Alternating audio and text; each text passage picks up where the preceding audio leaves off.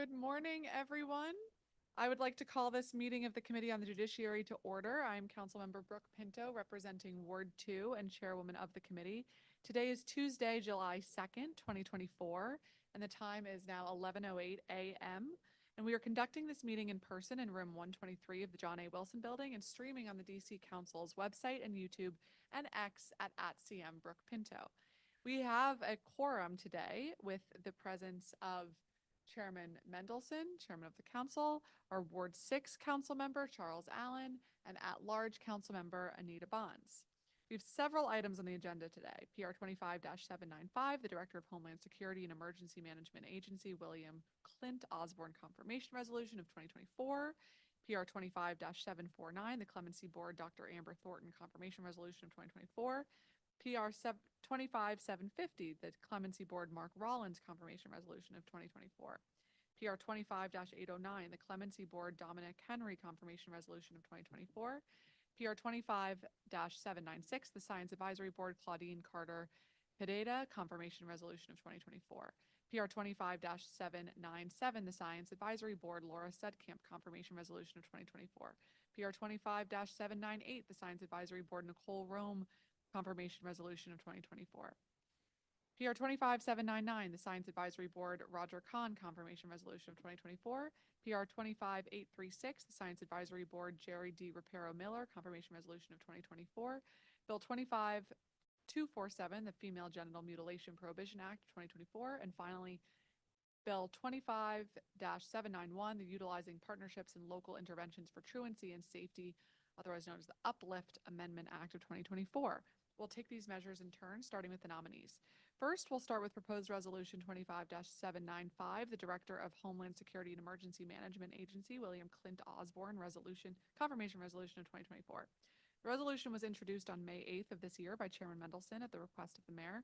It would confirm Mr. Osborne's nomination to serve as Director of the Homeland Security and Emergency Management Agency. In March 2007, the district's emergency management agency was renamed the Homeland Security and Emergency Management Agency, HSEMA. With this change, HSEMA assumed all state administrative agency functions and responsibilities for federal grants awarded to the district and the National Capital Region. HSEMA is tasked with managing the district's emergency operations by preventing, responding to, and recovering from natural and man-made emergencies and woman-made emergencies. In carrying out this mission, HSEMA acts as the lead agency and works closely with other emergency response agencies, including the Metropolitan Police Department, Department of Fire and Emergency Medical Services, the Department of Health, the Office of Chief Medical Examiner, and the DC National Guard. Clint Osborne is a Ward 7 resident who currently serves as the acting director of HSEMA. Since 2017, he has held several positions within HSEMA, including Chief of Preparedness, Chief of Operations, and Deputy Director. In these roles, Mr. Osborne assessed HSEMA's capabilities and capacity to respond to catastrophic disasters and multiple concurrent incidents, oversaw the district's incident management functions, and set the strategy for the district's comprehensive preparedness system. Prior to his time at HSEMA, Mr. Osborne worked as a principal emergency management consultant, where he designed and implemented multi-million-dollar homeland security programs for local and state governments, colleges and universities, and regional transit systems. The committee held a public roundtable on Mr. Osborne's confirmation resolution on June 17, 2024. At the roundtable, Mr. Osborne spoke about his passion for coordinating support and emergency planning, which developed from events like Hurricane Fran and the September 11th terrorist attacks. Based on his testimony, I believe that Mr. Osborne's desire to focus on disaster management and community preparedness, as well as his commitment to equitable hiring and employment practices, will make him an effective and fair leader of HSEMA. I'm also hopeful that Mr. Osborne will bring model leadership and years of expertise to the agency, which will make him an effective agency administrator, incident coordinator, and grants manager as director of HSEMA. With that, I move the print and report of PR 25-795 with leave for staff to make technical, editorial, and conforming changes. Is there any discussion? Councilor Allen? I'll be incredibly brief. I echo a lot of your comments. I've known Mr. Osborne since he was in different roles at HSEMA. I think he's going to be an outstanding leader of this. I'm really glad that you and the committee are moving this forward. I think he's also somebody who really not only professionally understands the job, but as just with a neighborhood hat on, understands, and I think will improve the way that HSEMA communicates with neighbors, with community organizations. And so I just am very excited to see him step into this new leadership role and glad that we're moving this forward. I think he's going to be exceptional. Thank you. Fantastic. Thanks so much for that, Councilmember Allen. Any other discussion? Okay, with that, we'll do this by a voice vote. All those in favor, please signify by saying aye. Aye. Aye. The vote is unanimous. Next, we will turn to the nominees for the Clemency Board. If there's no objection from members, I'll move these nominees in block.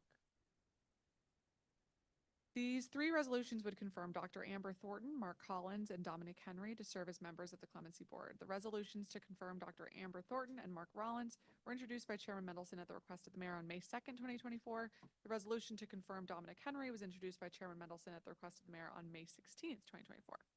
Clemency Board operates within the Executive Office of the Mayor and is tasked with reviewing the applications of individuals convicted of DC code offenses and making recommendations to the President of the United States for clemency, developing criteria and an application for clemency, and tracking metrics regarding the applications received and recommended. The board is made up of 9 members, 5 of which are to be individuals appointed by the mayor and subject to council approval.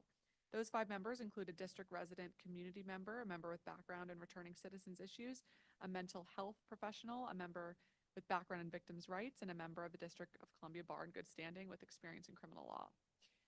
Bill 25-749 would confirm Dr. Amber Thornton as a member of the Clemency Board, filling the seat required to be held by a mental health professional. Dr. Thornton currently works as a clinical psychologist at HSC Pediatric Center at Children's National Medical Center. Prior to that position, Dr. Thornton has been an adjunct professor at Wilberforce University and Wright State University and a staff psychologist at VeraCare, University of Tennessee, Boys Town Behavioral Health Clinic in DC, and KIPP DC Public Charter Schools. Dr. Thornton has authored multiple scholarly publications and book chapters and has given a multitude of regional and national presentations. Dr. Thornton received her bachelor's from Ohio State University and a doctor of psychology in clinical psychology from Wright State University School of Professional Psychology. PR 25-750 would confirm Mark Rollins as a member of the Clemency Board, filling the seat required to be held by a District of Columbia bar member in good standing with criminal law experience. Mr. Rollins currently works as a partner at Rollins & Chan Law Firm, where he has amassed over 1,000 criminal bench trials and 75 criminal jury trials in front of almost every judge in DC Superior Court. Mr. Rollins received his bachelor's degree in political science from West Virginia State and his Juris Doctorate from District of Columbia School of Law. Mr. Rollins is a member of the District of Columbia Bar and is Treasurer and Practice Manual Coordinator for DC Bar Criminal Law and Individual Rights Community, a board member at Capital Guardian Youth Challenge Academy, a mentor for Rigsby Law Camp, and a member of the Criminal Justice Act panel in DC Superior Court. PR 25-809 would confirm Dominic Henry as a member of the Clemency Board, filling the seat required to be held by a person with a background in returning citizens issues. Mr. Henry currently works with the United Parcel Services, where he chairs the Safety Committee. Prior to that, he served as a Federal Bureau of Prisons contractor and community liaison, where he delivered speeches to prison leadership about his own experience with incarceration, transformation, and public safety. He further served as a program coordinator and manager for the Mayor's Office of Returning Citizens Affairs Electrician Program for at-risk men in Ward 8. Mr. Henry also founded the Young Men Incorporated and the Leading Training Academy, through which he has taught incarcerated individuals to develop productive relationships and personal stakes in their communities and provided them with necessary tools and education to support their growth, economic development, and personal empowerment. Through this program, Mr. Henry has helped over 1,200 incarcerated citizens graduate from the program and further assisted over 180 formerly incarcerated citizens to find employment upon release. Mr. Henry holds a degree in industrial organization psychology from University of Illinois Urbana, which he completed with honors. The committee did not hold a roundtable on these 3 nominees, but we did send written questions to each of them, and based on their resumes as well as their responses to those questions, I'm confident they'll be successful members of the Clemency Board and will help move the board forward. With that, I now move the prints and reports of PR 25-749, PR 25-750, and PR 25-809 with leave for staff to incorporate this discussion and make technical, editorial, and conforming changes. Is there any discussion?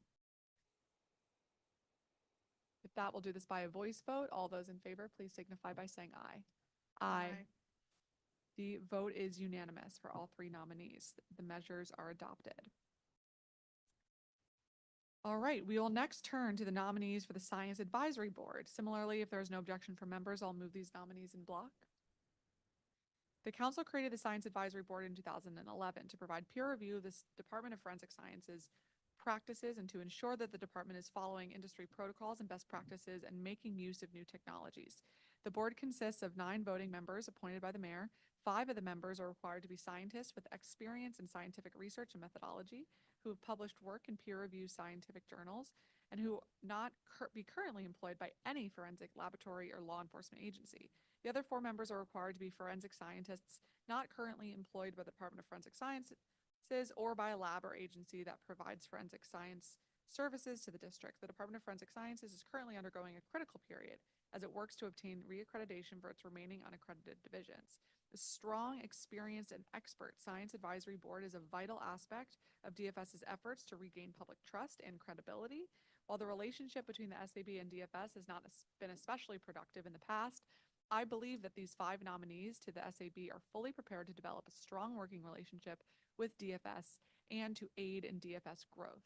I also believe DFS is prepared for an improved, strong relationship with the Science Advisory Board. PR 25-796 would confirm Ms. Claudine Carter Pineda as a forensic scientist member to the Science Advisory Board for a term to end April 18th, 2026. Ms. Carter Pineda currently serves as the director of the Broward County Sheriff's Office Crime Lab in Fort Lauderdale, Florida.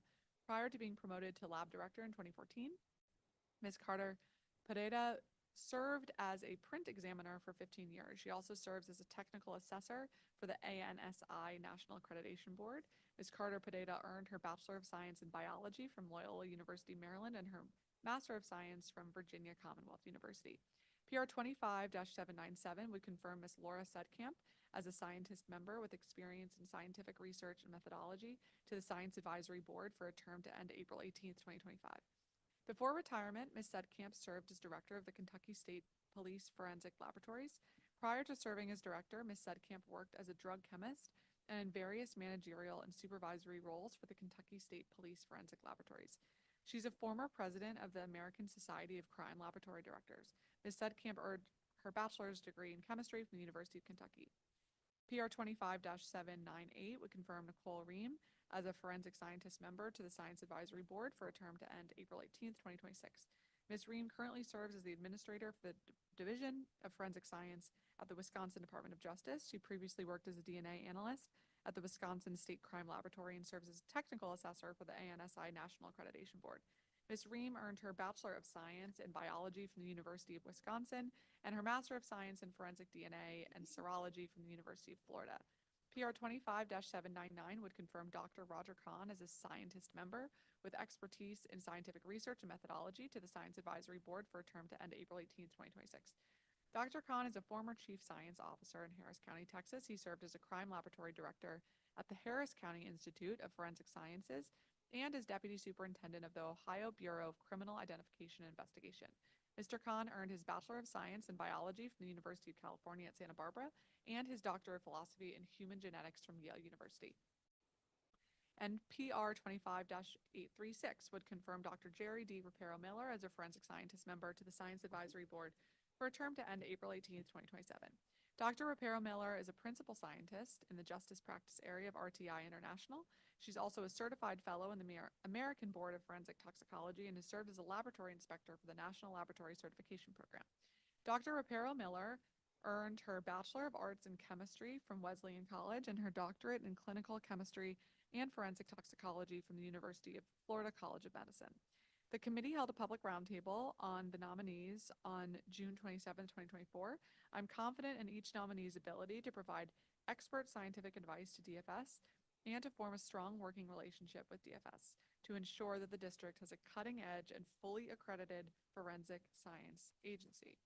With that, I move the prints and reports of PR 25-796, PR 25-797, PR 25-798, PR 25-799, and PR 25-836 with leave for staff to incorporate this discussion and make any technical, editorial, and conforming changes. Is there any discussion? Madam Chair. Yes. Not on the nominees. I think the nominees are excellent, but I'm aware that there seems to be some tension between this Science Advisory Board and the management of the forensic lab. And I think it would be good if the committee could explore what is the best role for the Science Advisory Board. In my view, they ought to be bringing a certain amount of independent scientific direction, if you will, to ensure scientific rigor. But I think there's also not complete agreement with that. and I think that should be explored. So since I'm here, I thought I would raise that issue and just put it out there that I think the committee should look at it. Thank you. Great. Well, thank you so much for raising that issue for the record. Councilmember Allen? Thank you very much. I appreciate the nominees and their willingness to serve and don't have any problems with the individual nominees, but I would be remiss if I didn't say that I don't think we're going to actually see much change with the Science Advisory Board and their role with DFS until we fully implement the legislation so that they have greater powers. I think that's what we learned from the forensic sciences departments around the country that are doing well. And I think as we rebuild the accreditation and the confidence of the Department of Forensic Sciences and our crime lab, we need to have a science advisory board that is fully empowered to do their job. And I don't think they are yet. So I appreciate and will support all these nominees, but I don't think they're going to be able to actually effectuate the change and leadership that we all want without the additional powers. So I hope that this council will continue to work that forward. Well, thank you very much, Councilmember Allen, and it is something we can absolutely continue to explore together as a committee. I think when the Science Advisory Board was established, it was really intended to be in an advisory role to help ensure that DFS could move forward with the most advanced and up-to-date and accurate scientific technologies and strategies. And I am hopeful. We had a roundtable with these nominees last week. I was very impressed by all of them. I have already spoken with Dr. Diaz about these nominees and about the improved role and partnership that is needed between DFS and the SAB to make sure that it is truly advisory and can lead to the improvements we all want to see. But we can definitely continue to explore that function together. Any other discussion? Thank you very much. I just have a real question of these nominees as to the process that they are anticipating using if they want to call attention to a procedure or, let's say, a report that is coming out of this lab. Are you familiar with what the procedure they would use for that? Well, it's my understanding that generally the SAB members will be impaneled and they'll do kind of regular check-ins and reviews with DFS leadership so that as issues arise, they can utilize their scientific expertise to advise. In the case of a particular report, I'd have to get back to you on exactly how that works in practice. All right. It's just that my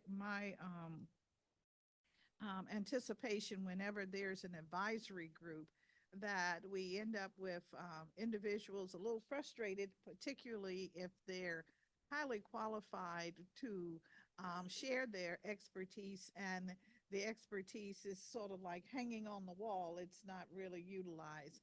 So I would hope that and have an understanding to some degree that their purpose is advisory, but I believe in today's world that we're anticipating them helping to drive the process through. So that's the nature of my question. So thank you very much. Understood. Thank you so much for raising that. Okay, we will do this by a voice vote and block. All those in favor of approving these 5 SAB nominees, please signify by saying aye. Aye. Aye. Mr. Chairman, your microphone's on. Aye. Thank you. The ayes have it unanimously. The vote and the measures are adopted. Madam Chair, I'm sitting next to you. You couldn't hear me. I can hear you, but the TV cannot pick up on sound without the microphone. that's on. horrible. I've been advised. That's horrible. That's right. Okay, with that, we will turn to Bill 25-247, the Female Genital Mutilation Prohibition Act of 2024. Female genital mutilation is a harmful practice that involves the partial or total removal of external female genitalia or other injury to female genital organs with no valid medical purpose. This bill would explicitly prohibit the practice of female genital mutilation or cutting, which we'll refer to as FGM/C, in the district. It would also prohibit a parent or guardian from removing a person under their care from the district for the purpose of facilitating FGM or C. require the Department of Health to develop and make available to the public informational materials on mandated reporters' obligations to report that a person under the age of 18 is in imminent danger of being subjected to female genital mutilation, and establishes a civil cause of action for survivors and victims of FGM. I do want to note that the bill includes an exception for consenting individuals seeking gender reassignment surgeries and related medical procedures. This bill should not be construed in any way to limit the rights to bodily autonomy when it comes to gender reassignment surgery, nor is it intended to punish doctors or licensed medical professionals from conducting these lawful medical procedures on consenting individuals. Federal government has a strong message across the nation that has sent a strong message across the nation that laws to protect the rights of women and girls must be strengthened. In March of 2022, under the Reauthorization of Violence Against Women Act, FGM and forced marriage are clearly defined and prohibited for the first time. It's important to note that the CDC has estimated that there are over 3,800 women and girls at risk of FGM in the district, and 50,000 people impacted by or at risk of the practice in the metropolitan area. This number is shockingly and disturbingly high. As the nation's capital, we must be proactive with our laws regarding the safety and security of women and girls living in our city. Currently, only 9 states and the District of Columbia lack this kind of anti-female genital mutilation legislation. Passing meaningful anti-FGM legislation is essential to ending FGM in the United States, and I'm proud that the district will soon join the majority of the nation in enacting an explicit ban on FGM practices for any person, regardless of their age. With that, I now move the print and report of Bill 25-247 with leave for staff to incorporate this discussion and make technical, editorial, and conforming changes. Is there any discussion? Okay, we will do this by a voice vote. All those please signify by saying aye. Aye. Aye. The ayes have it unanimously. The measure is adopted. And last, we will turn today to Bill 25-791, the Utilizing Partnerships and Local Interventions for Truancy and Safety Amendment Act of 2024, or UPLIFT. This bill is introduced by Chairman Mendelson at the request of the mayor on April 11th, 2024. A quick procedural note, only the first 3 titles of this bill were referred to the Judiciary Committee. The remainder of this bill was referred to the Committee of the Whole. I also want to note that the committee was only referred the bill for a very brief time period. The chairman referred it to us only until tomorrow, July 3rd, after which it goes back to the COW. The proposals referred to the committee all aim to reduce juvenile crime in the district through measures related to the juvenile justice system. I'll give a brief overview of each of the 3 proposals. Title I would require the Department of Youth Rehabilitation Services, or DYRS, and the parents of youth charged with a dangerous crime while armed or charged with a crime of violence and who are not committed to a secure DYRS facility participate in a conference to develop a family rehabilitation plan and identify any services the family needs. Title II would bar youth charged with a dangerous crime while armed from benefiting from the adjustment process, which allows our youth to be diverted from the formal charging and prosecution process by OAG. The adjustment process is the Alternatives to the Court Experience, or ACE program, which is aimed at assessing the needs of diverted youth and linking youth and their families with appropriate services with the goal of addressing underlying issues that cause negative behaviors. Title III would bar youth charged with a dangerous crime while armed or crime of violence from benefiting from consent decrees, deferred adjudication agreements, and deferred disposition agreements. These mechanisms are tools that OAG and the courts utilize to give youth charged with crimes an opportunity to avoid traditional prosecution and avoid permanent criminal records if they comply with certain conditions and supervision. Before I go on, I want to be clear. 2 things can be and are true. First, the vast majority of our kids in the district are doing great, often even in the face of extremely difficult circumstances. And second, the level of juvenile crime we've seen in these recent years in the district is unacceptable, both for the safety of our communities and our kids. In 2023, there were 248 juvenile arrests for gun possession offenses and 636 juvenile arrests for violent offenses. Moreover, the district experienced a historic spike in carjackings in 2023, with 62% of arrests in those cases involving juveniles. The age of these juvenile offenders range from 12 to 17 years old, which is extremely concerning and an unacceptable reality that we are facing. Given that context, it is incumbent on the committee, the council, the mayor, the attorney general, and all of our government partners to look at their role in the system and address any gaps that still exist in order to improve outcomes for our kids and for our communities. Prosecution is, of course, only one piece of the solution, but it is an important piece of the ecosystem. I do believe that some intervention is going to be necessary to curb where we currently are with youth outcomes and follow-ups to those who are in the criminal justice system. However, that does not necessarily mean that the proposals in this bill are the right approach. In evaluating this legislation, my team obtained as much information as possible about OAG's prosecution and diversion practices for juveniles. The practical realities of the juvenile justice system and the outcomes for youth involved in the system, particularly in terms of recidivism. Based on our analysis of the available facts and data within the limited time frame we had with this bill, the committee does not see enough to convince us that the proposals in the bill are the best path forward to address these challenges. Looking first at the proposal in Title I, which would require DYRS to work with families of certain justice-involved youth to develop a family rehabilitation plan and identify any services the family needs, I'm sympathetic to the reasoning behind this proposal. However, the committee has heard a lot of testimony at the hearing on the bill and in other conversations that suggest that DYRS is not the best suited agency to fulfill this role. It is a role that is currently filled by the court social services, and while there is much room for improvement, I'm skeptical that shifting this responsibility to DYRS would actually improve things. I'm also particularly concerned about adding more to DYRS's responsibility at a time when the agency is already understaffed and is the latest stage in the criminal justice system to require them to be involved in the earlier stages. Turning to the proposals in Title II and III, both of which would limit the ability of OAG and the courts to use diversion tools, I am very interested in undertaking a more in-depth review of these tools, how they're currently being used, how well kids are actually complying with the conditions that are being set, what OAG is doing to enforce when kids fail to comply, and how effective they actually are at reducing recidivism. And frankly, I have concerns on all these fronts. Again, I appreciate the executive's initiative to explore potential ways to improve outcomes for youth involved in the criminal justice system. However, the limited data that I have seen does not clearly support these proposals. The data show that generally OAG is diverting a very small percentage of youth charged with violent crimes. OAG does use deferred disposition agreements at a somewhat higher rate, but DDAs are not all that different from standard plea agreements, and so it's not exactly clear what we can draw from this data. The data also show somewhat worse outcomes for youth who are committed to DYRS compared with youth who receive a DDA.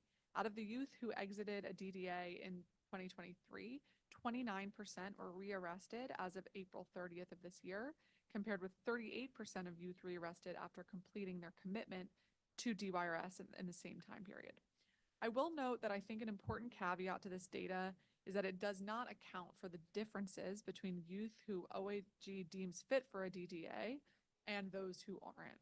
The latter are usually those youth who are being committed to DYRS because OAG views them as most likely to recidivate already. These are already our most challenging cases, and so it's not exactly an apples to apples comparison. Even still, the executive did not present data to support a different outcome here, and at the end of the day, we do not feel comfortable moving forward these provisions because, again, we don't think that they are well suited to address the problem we are seeking to address. I am committed to working with the executive and our colleagues to continue looking for solutions in this area when it comes to juvenile crime and prosecution. I also hope to work with agencies and the Criminal Justice Coordinating Council to expand on analysis of the outcomes and recidivism rates for youth who go through a given intervention in the juvenile justice system to ensure that any solution we move forward is well informed and meets the needs of our communities. We owe it to our kids to make clear that harming our communities and in many ways their peers cannot and will not go unexcused, and that we have supports to help get them on the right path. We will certainly be revisiting and exploring additional interventions in the juvenile justice space in the coming weeks and months as a committee. With that, I move the print and report of Bill 25-791 with leave for staff to incorporate this discussion and make technical, editorial, and conforming changes. Is there any discussion? Yes. So the recommendation of the committee is that the council should not adopt these three titles. Yes, that's correct. All right. And I'm going to abstain on this just because it's coming next to the committee of the whole, where we're going to be marking this up if we mark it up in the fall. We did have a hearing last week on the issue on the bill as well as three other bills. The focus was really on truancy, not on the Attorney General's processes, although there was a representative from the Attorney General's office there. I do think that it is too easy to say that the solution to juvenile crime is simply to prosecute and lock up individuals when we know that it is more effective if there are interventions before a juvenile gets locked up, that it's less likely that the juvenile will get embroiled in the juvenile justice and ultimately adult criminal justice system. So I appreciate what you've said, Madam Chair, and the recommendation because it does reflect what the research suggests. I want to add one other thing. This is more on the truancy side, that is the attendance side, than on the juvenile justice side.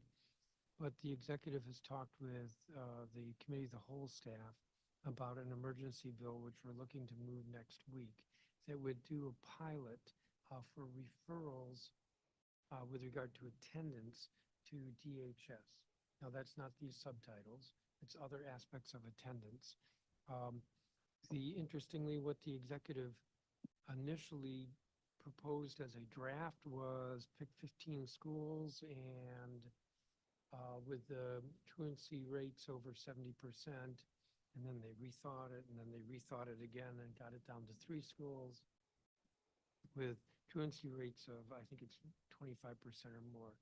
We're going to go with a higher number of schools and a higher rate of truancy and try to do some data comparison and get a preliminary report next March when we get the budget, and then a final report at the end of the school year. So that's just a heads up related to the UPLIFT bill, not those titles, and what may be on the agenda for next week. Thank you. Great. Thank you so much, Mr. Chairman. And I will note, and the committee report elaborates on this a little bit more on 2 additional sections that are not in the 3 titles referred to us, but that we do think are relevant. One of which is a recommendation for improved service delivery. This is something that we continue to talk about and continues to come up as an issue to the committee, that kids and families need expeditious and fulsome services when they are in need, and that needs to happen earlier on in the system. And the second piece that we talked about was the truancy piece. Certainly not every child at all who is truant is related to public safety, but there is a nexus between those who are engaged in problematic public safety behaviors or committing crime and not going to school.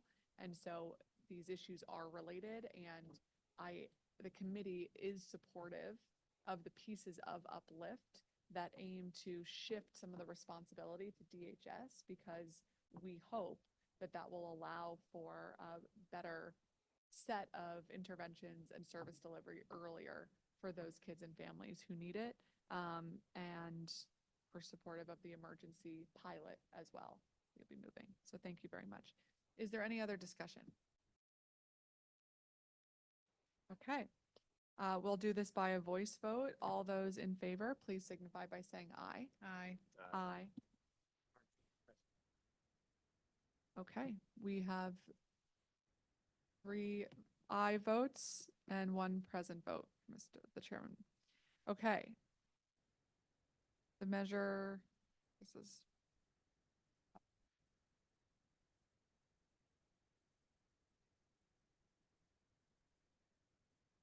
the print and report are adopted. That concludes this meeting of the Committee on Judiciary and Public Safety. I want to thank all my colleagues for joining us today. The time is now 11:43 a.m. and we are adjourned.